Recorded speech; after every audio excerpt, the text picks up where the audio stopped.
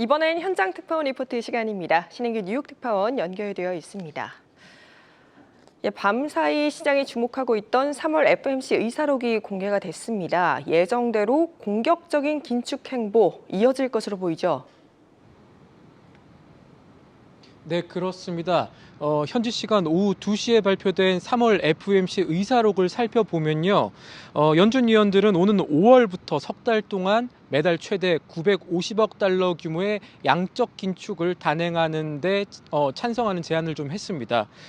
간단하게 말씀드리면 지난 2017년에 단행했던 이 양적 긴축보다 2배 빠른 속도로 이 긴축을 수행하겠다, 이런 신호를 시장에 던진 겁니다.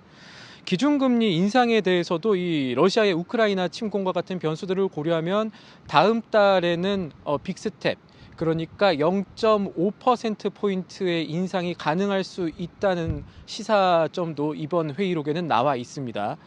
이 정도의 얘기들은 사실 어제 라일 브레이너드 연준 부의장이 던졌던 얘기 이후에 이 시장이 우려하던 시나리오를 아주 크게 벗어나지는 않은 수준입니다. 월가 일각에서는 또 인플레이션을 잡기 위해서 연준이 강력한 행동에 나서는 것이 오히려 이 경제 안정에 도움이 될 수 있다, 인플레이션을 잡는 데 도움이 될 수 있다, 이런 시각도 있어 왔고요.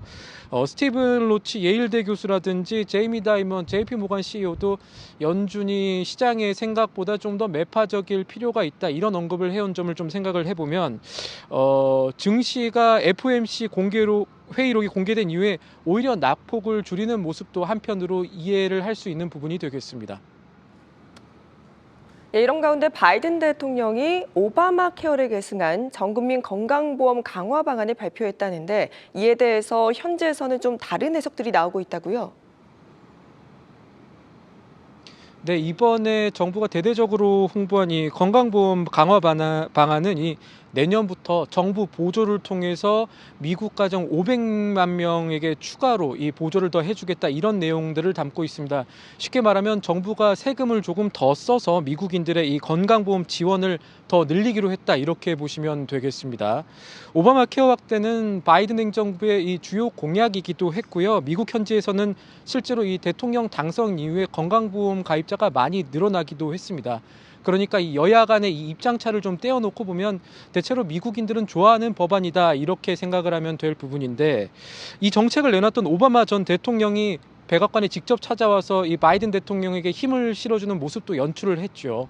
그런데 이런 것들을 좀 반대편에서 생각을 좀 해보자면, 오바마 케어와 같은 이 건강보험 확대 이슈는 사실 미국인들이 국정과제 우선순위로 생각하는 것 중에 세 번째로 위치한 사안입니다. 그러니까 이 건강 문제가 가장 중요한 건 아니고 경제 살리기, 안보 이슈보다는 뒤처지는 부분에서 정부가 굉장히 지금 드라이브를 걸고 있다, 이렇게 보시면 되는데, 미국 경제는 사실 지금 기록적인 인플레이션 상승이 지속되면서 정부가 많이 좋지 못한 평가를 받고 있고, 또 안보 이슈를 보면은 이번에 이 러시아 우크라이나 이 전쟁 과정에서 미국이 군사적인 정보력을 과시는 했지만 이것이 대통령과 이 정부 지지율로 이루어지지는 못했습니다. 이 3월 셋째 주 같은 경우에는 대통령 지지율이 40%까지 떨어지기도 했고요. 여론조사 기관인 입소스가 5일 발표한 이 결과에 따르면은 대통령 지지율은 현재 45%를 기록 중입니다. 그러니까 이 정부가 수립된 이후에, 그러니까 바이든 대통령 취임 이후에 이 8개월째 지지율이 50%를 넘지 못하고 있는 상황인 겁니다. 이런 점들을 감안하면은 이번에 전 대통령을 동원하면서까지 이 현 정부의 치적으로 볼 수 있는 건강보험 확대를 대대적인 홍보에 나선 데 대한 어떤 비판적인 접근도 가능할 겁니다. 이 민생 안정이라는 가장 큰 국정 과제를, 경제 살리기를 제대로 수행하지 못하는 상황에서 현재 바이든 행정부는 올해 11월 중간 선거를 앞두고 이 여당 지지율 올리기에 쓸 수 있는 카드가 그렇게 많지 않다는 것을 스스로 방증하고 있다는 겁니다. 지금까지 뉴욕에서 한국경제TV 신인규입니다.